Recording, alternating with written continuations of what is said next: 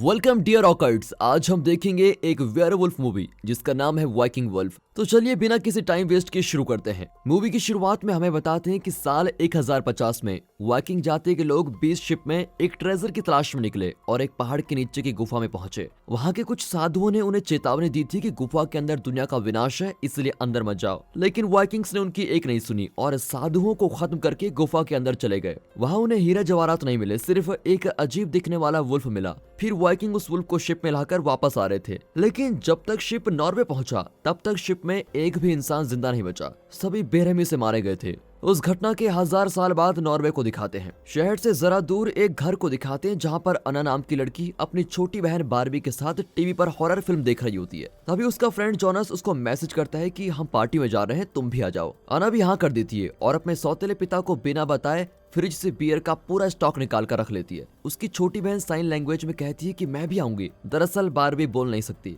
अना भी उसे इशारा करके मना कर देती है। अब पार्टी में जाते वक्त अना अपने सौतेले पिता का नाम पुकार कर कहती है, चार्ल्स, मैं अपने फ्रेंड्स के साथ पार्टी में जा रही हूँ। उसके पिता कहते हैं कि तुम कब तक मुझे नाम से पुकारोगी, मुझे पापा क्यों नहीं कहती। अब अना गुस्से में कहती है कि आप मेरे पापा नहीं है, सिर्फ मेरी मॉम के पति हैं। ये कहकर वो चली जाती है। तभी उसकी माँ जॉगिंग खत्म करके लौटती है। यही मूवी की हीरोइन है जिसका नाम रेबेका है और ये सिटी की एक पुलिस ऑफिसर भी है। फिर अना अपनी माँ को भी बताकर पार्टी के लिए निकलती है जो सिटी के बाहर एक लेक के पास अरेंज की गई है। वहाँ उसका दोस्त जोनस उसका स्वागत करता है। दरअसल अना की फैमिली हाल ही में सिटी में शिफ्ट हुई है और उसकी क्लास में जोनस के अलावा कोई भी अना को पसंद नहीं करता। तभी एक लड़की आकर उसे पूछती है कि तुम्हारी माँ क्या करती है। अना बताती है कि मेरी माँ पुलिस चीफ है। ये सुनकर वो लड़की जोनस को अकेले में ले जाकर कुछ कहती है। अब अना अपने बैग से एक टिन बियर निकाल कर पीती है। तभी एक लड़का उसको छेड़ता है जिसकी वजह से अना उससे दूर चली जाती है। जोनस और वो लड़की चांद की रोशनी में एक ब्रिज के नीचे बात कर रहे होते हैं। अब अना ब्रिज के ऊपर से उनकी बातें सुन लेती है। वो लड़की जोनस से कहती है कि हम जो पार्टी कर रहे हैं वो इलीगल है, ऊपर से तुमने अना को क्यों इनवाइट किया, अगर उसकी माँ को पता चल गया तो वो हमें जेल के हवा खिलाएगी। ये कहकर वो जोर जोर से चिल्लाने लगती है। ऊपर से अना देखती है कि वो लड़की खून से लथपथ होकर जमीन पर गिरी हुई है। अब अना नीचे जाकर उस लड़की को उठाती है, पर तभी एक बड़ा जानवर आकर अना और उस लड़की को अटैक करता है। अना की पीठ पर उस जानवर के दांत के निशान लग जाते हैं। जोनस भी घायल होकर जमीन पर गिरा होता है। अब अना मुड़कर देखती है तो वो जानवर उस लड़की को जंगल के अंदर खींच कर लेके जाता है। तभी वहाँ पर पुलिस आ जाती है और इस केस की इन्वेस्टिगेटिंग ऑफिसर अना की माँ रेबेका है। स्पॉट पर अना को देखकर वो चौंकी जाती है, लेकिन पास आकर पूछती है कि तुम ठीक तो हो ना, और मुझे साफ साफ बताओ कि यहाँ पर क्या हुआ। अना कहती है कि मैं ठीक हूँ, लेकिन मुझे नहीं पता कि यहाँ पर क्या हुआ। ये कहकर वो रोने लगती है। तभी दूसरे पुलिस वाले रेबेका को बुलाते हैं और वो जाकर देखती है कि एक पेड़ पर किसी जानवर का नाखून फंसा हुआ है।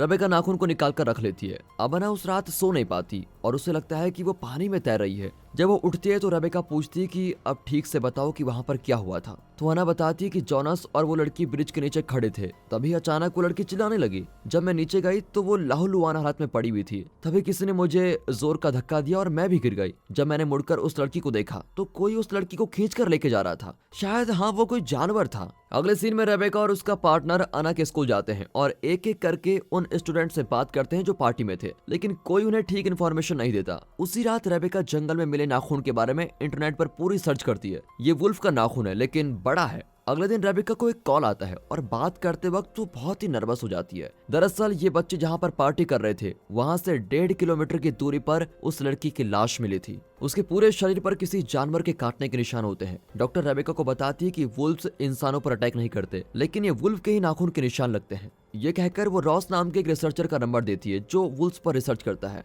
अब उस लड़की की माँ अपनी बेटी की लाश को देखना चाहती है, लेकिन रेबेका उसको मना कर देती है कि शव विश्लेषण के बाद ही आपकी बेटी का शव आपको मिलेगा। अब अना उस ब्रिज के पास जाती है तो उसको मरी हुई लड़की की परछाई दिखाई देती है और वो अना को जंगल के अंदर बुला रही होती है। दूसरी ओर एक आर्मी वैन सिटी के अंदर आती है। उसमें से एक बुजुर्ग उठता है और छुपकर हॉस्पिटल के अंदर जाकर उस लड़की की लाश को देखता है। वो पुलिस स्टेशन जाकर रेबेका को बताता है कि पुराणों में वरवुल्फ का जिक्र किया गया है और वैसे ही एक वुल्फ ने इस लड़की को मारा। मैं 2 साल से इस वरवुल्फ को ढूंढ रहा हूँ। अब रेबेका चिढ़ जाती है कि अब तक पता नहीं चला है कि उस लड़की को किसी जानवर ने मारा है या इंसान ने, और आप यहाँ पुराणों की कहानी सुना रहे हो। बुजुर्ग कहता है कि वरवुल्फ के नाखून से उतना खतरा नहीं होता जितना उसके दांतों से होता है। जब एक वरवुल्फ किसी इंसान को काट देता है तो वो इंसान भी वुल्फ में बदल जाता है। आपके बुलेट से वरवुल्फ का कुछ नहीं बिगाड़ सकते। अगर वरवुल्फ को हमेशा के लिए खत्म करना है तो आपको इस सिल्वर बुलेट की जरूरत पड़ेगी। रेबेका को यह आदमी बिल्कुल पागल लगता है, पर वो बुजुर्ग सिल्वर बुलेट से भरा एक बॉक्स रेबेका के कोट पॉकेट में डालकर चला जाता है। अना की पीठ पर उस वरवुल्फ के दांत के निशान थे और अब वो लाल होने लगती है और उसको बहुत दर्द भी होता है। पर अना अपनी माँ को नहीं बताती और खुद ही कोई इलाज कर लेती है। अब रिसर्चर रॉस सिटी हॉस्पिटल में आकर उस लड़की की लाश को देखता है। वो कंफर्म करता है कि इसे वुल्फ ने अटैक किया है। रविका कुछ हंटर्स लेकर जंगल में जाती है और उस वेयरवुल्फ का शिकार करना चाहती है। फिर 10 लोगों की एक टीम जंगल के अंदर जाती है।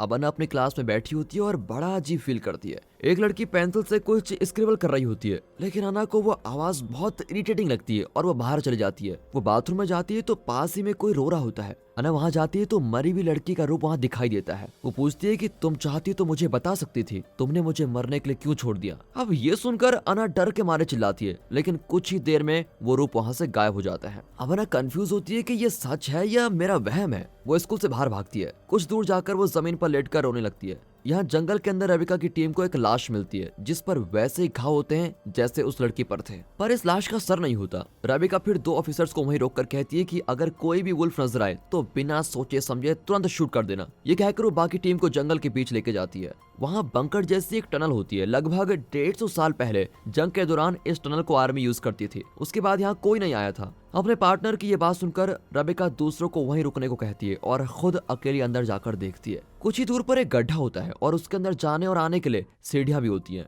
रविका गन और टॉर्च अपने कोट में रखकर अंदर जाती है और 5वें स्टेप पर सीढ़ी टूट जाती है और रविका अंदर गिरती है। जंगल में बिना सर की जो लाश मिली थी उसका सर यहीं पर पड़ा होता है और ये देखकर रविका एकदम शॉक हो जाती है। वहाँ लाश को गार्ड करते हुए 2 लोग कुछ आवाजें सुनते हैं। एक आदमी देखता है कि जिस वुल्फ को वो ढूंढ रहे हैं वो इनके सामने वाले चट्टान पर खड़ा है। देखते ही वो शूट करता है, पर इतने में वुल्फ इन पर झपट पड़ता है और दोनों को खत्म कर देता है। यहाँ बंकर के बाहर खड़े आदमी अपने साथी का गन शॉट सुनकर अपनी गन्स तैयार करते हैं, पर इतने में वुल्फ वहाँ भी पहुंच जाता है और सभी को मार डालता है। फिर आवाज को सुनकर रविका भी गड्ढे से बाहर आ रही होती है। तभी एक आदमी अंदर आकर गिर जाता है। उसको देखकर रविका बाहर आती है तो वहाँ वुल्फ खड़ा होता है। देखने में वो बहुत ही डरावना और खतरनाक लगता है, लेकिन तभी रविका डिसाइड करती है कि फिलहाल तो वापस अंदर कूद जाना ही सेफ होगा। वो बिना सोचे समझे अंदर कूद जाती है और उसके पैर में चोट भी आती है। इतने में वो वुल्फ भी रविका को खत्म करने के लिए अंदर पहुंच जाता है। रविका फिर अपनी गन से लगातार 8 बुलेट्स वुल्फ पर शूट करती है, पर वुल्फ पर इसका कोई असर नहीं होता और वो सर हिलाकर रविका की ओर बढ़ता है। अब वो अपने पॉकेट से सिल्वर बुलेट निकालती है जो उस बुजुर्ग ने दी थी, और जैसे ही वुल्फ उस पर झपटने वाला होता है तो रविका उस पर उस सिल्वर बुलेट को शूट करती है।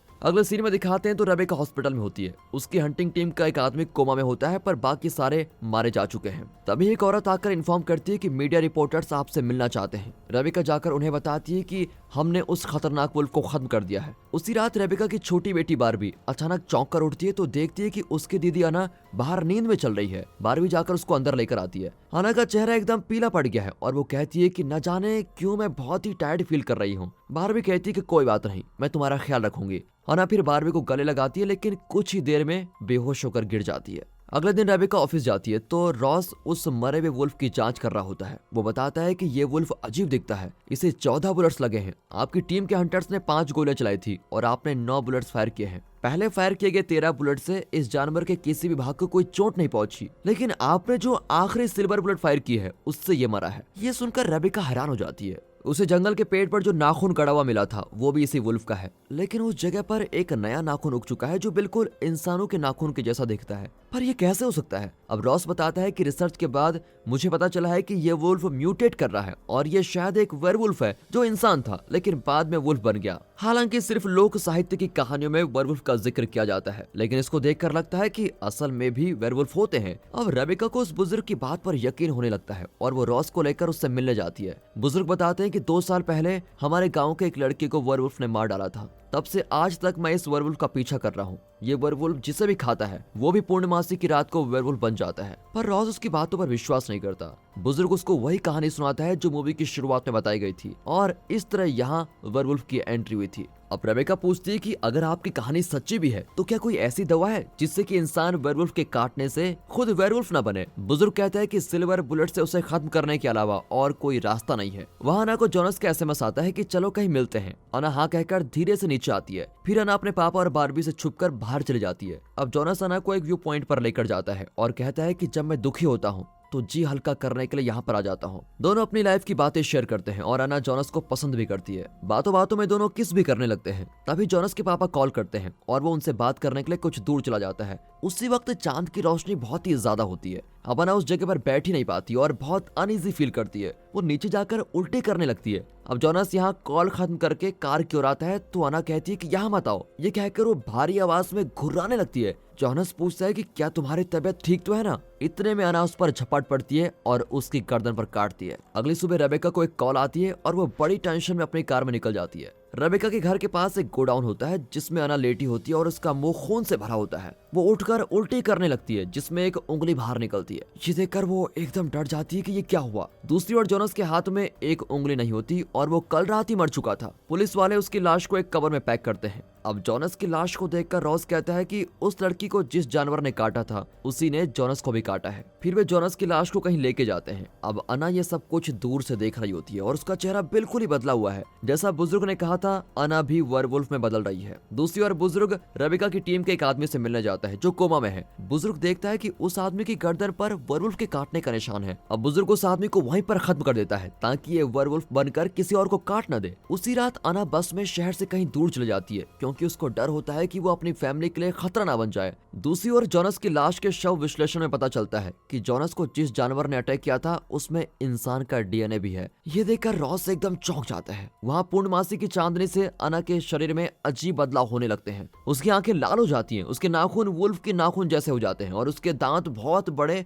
और नुकीले हो जाते हैं। कान भी बड़े और नुकीले हो जाते हैं और वो पूरी तरह से वर्वुल्फ में बदल रही होती है। तभी बस एक टनल के अंदर जाती है। अना अपनी स्किन को चीरकर चीखने लगती है और जब बाकी पैसेंजर्स जाकर देखते हैं तो वो एक एक करके सबको मार डालती है। दूसरी ओर रेबेका को एक मैसेज आता है कि बस में एनिमल अटैक हुआ है। वो सीधे स्पॉट पर जाकर देखती है कि बस का एक्सीडेंट हो चुका है। बस के अंदर कई लोग मरे पड़े होते हैं लेकिन वर्वुल्फ वहां पर नहीं होता। तभी रेबेका को अना का $1 मिलता है। रॉस अब यकीन के साथ कह देता है कि ये वर्वुल्फ का ही अटैक है। इस पर रेबेका कहती है कि मुझे भी यही लगता है। इतना ही नहीं, इन पर अटैक करने वाली वर्वुल्फ और कोई नहीं, मेरी बेटी ही है। घर पर चार्ल्स कोई आवाज सुनकर बाहर आता है। कार के पास किसी चीज को देखकर उनका कुत्ता डर जाता है। वो अपने कुत्ते को देखने जाता है तो घर पर बारबी कुछ ड्राइंग्स कर रही होती है। जब वो ऊपर देखती है तो आईने में वर्वुल्फ को देखकर बहुत डर जाती है और टेबल के दूसरी तरफ चली जाती है। वर्वुल्फ टेबल पर चढ़ जाती है और बारबी को बहुत देर तक घूर रही होती है। लेकिन बारबी को रोते हुए देखकर वर्वुल्फ जो आक्रोश में थी वो एकदम शांत हो जाती है। बारबी जान जाती है कि ये वर्वुल्फ उसकी दीदी है। तभी चार्ल्स अंदर आकर वर्वुल्फ को देखता है और शॉक हो जाता है। वो लैंप स्टैंड से उसे कसकर मारता है। वर्वुल्फ उसको अटैक करने जाती है पर चार्ल्स उसको करंट शॉक लगा देता है। शॉक लगने से वर्वुल्फ तड़पने लगती है। इतने में चार्ल्स बारबी को लेकर बाहर आ जाता है और अपनी कार स्टार्ट करता है। अब वर्वुल्फ कार पर चढ़कर ग्लास को खोदने लगती है लेकिन वो कार रिवर्स में लेकर वर्वुल्फ को नीचे गिरा देता है और बहुत फास्ट चलाने लगता है। वर्वुल्फ कार को लगातार चेज करती है और फिर अब वर्वुल्फ से लड़ने की वजह से चार्ल्स के हाथ में भी चोट लगी होती है। खून बहने से वो बेहोश हो जाता है और कार एक लैंप पोस्ट से जाकर टकरा जाती है। पास के एक होटल से कुछ लोग वहां पर आ जाते हैं। तभी वर्वुल्फ वहां पर आ जाती है और उन लोगों का शिकार करने लगती है और वहां भगदड़ी मच जाती है। पर बारबी बिना डरे वर्वुल्फ की ओर जाती है। वर्वुल्फ एक आदमी को काट कर खाती है और जोर से घुराती है पर बारबी उसके पास जाकर इशारे से बताती है कि घबराओ मत दीदी, मैं तुम्हारे साथ हूँ, तुम जरा शांत हो जाओ। अब बारबी को देखकर वर्वुल्फ का आक्रोश धीरे धीरे कम होता जाता है। तभी रेबेका और रॉस वहां जाते हैं। रॉस वर्वुल्फ पर बेहोशी का इंजेक्शन शूट कर देता है और वर्वुल्फ और भी चिल्लाने लगती है। इसी बीच रेबेका बारबी को लेकर वहां से भागने लगती है। तीनों एक स्टोर में जाकर लॉक कर देते हैं। वर्वुल्फ स्टोर के दरवाजे पर पीटती है पर रॉस बताता है कि शायद इसे बेहोशी का दूसरा डोज देना पड़ेगा तभी ये बेहोश होगी। तभी बुजुर्ग अपनी वैन में तेजी से आता है और जैसे ही वैन दरवाजे के पास आती है तो रेबेका और रॉस दरवाजे से दूर हो जाते हैं। वर्वुल्फ भी रास्ते से हट जाती है। बुजुर्ग वैन को सीधे स्टोर के अंदर घुसा देता है और उसको बहुत चोट आती है। वर्वुल्फ भी वैन में चढ़कर अंदर चली जाती है। वर्वुल्फ को क्लोजअप में देखकर बुजुर्ग हंसने लगता है और तभी वर्वुल्फ उसके सर को काटकर चबाने लगती है। अंदर जाकर वो रेबेका को अटैक करती है लेकिन रेबेका उससे लड़ती भी अपना हाथ उसके मुंह में दे देती है। रॉस को भी बहुत चोट आती है और वो बेहोशी का इंजेक्शन निकाल नहीं पाता। अब बारबी नीचे पड़ा हुआ इंजेक्शन उठाकर वर्वुल्फ की गर्दन में घुसा देती है। वर्वुल्फ तुरंत ही बेहोश हो जाती है। अगले सीन में दिखाते हैं कि वर्वुल्फ को एक जगह बांध कर रखा गया है। रेबेका गन में सिल्वर बुलेट लोड करती है और उससे वर्वुल्फ को शूट करने वाली होती है। वो अपनी बेटी को मारना नहीं चाहती लेकिन अब और कोई रास्ता नहीं बचा है, इसलिए उसे दिल पर पत्थर रखकर वर्वुल्फ को शूट करना ही पड़ता है। पर वर्वुल्फ ने रेबेका को काट दिया था, इसलिए रेबेका भी धीरे धीरे वर्वुल्फ बन जाएगी। इस बात को रियलाइज करने के बाद रेबेका हमेशा अपने पास एक सिल्वर बुलेट रखती है और अपनी ड्यूटी जारी रखती है। और दोस्तों, इसी के साथ ये मूवी यहाँ पर खत्म होती है। दोस्तों, अगर आपको जैसी मूवीज विटनेस करना चाहते हैं तो मैं आपको सजेस्ट करूंगा कि आप देखो ये मूवी जिसका नाम है ग्रैबर्स। दोस्तों, अगर ये मूवी आपको पसंद आई हो तो वीडियो को लाइक और चैनल को सब्सक्राइब जरूर कर दे। बाकी मिलते हैं अगली वीडियो में, तब तक के लिए गुड बाय, अपना ख्याल रखेगा and finally thanks for watching.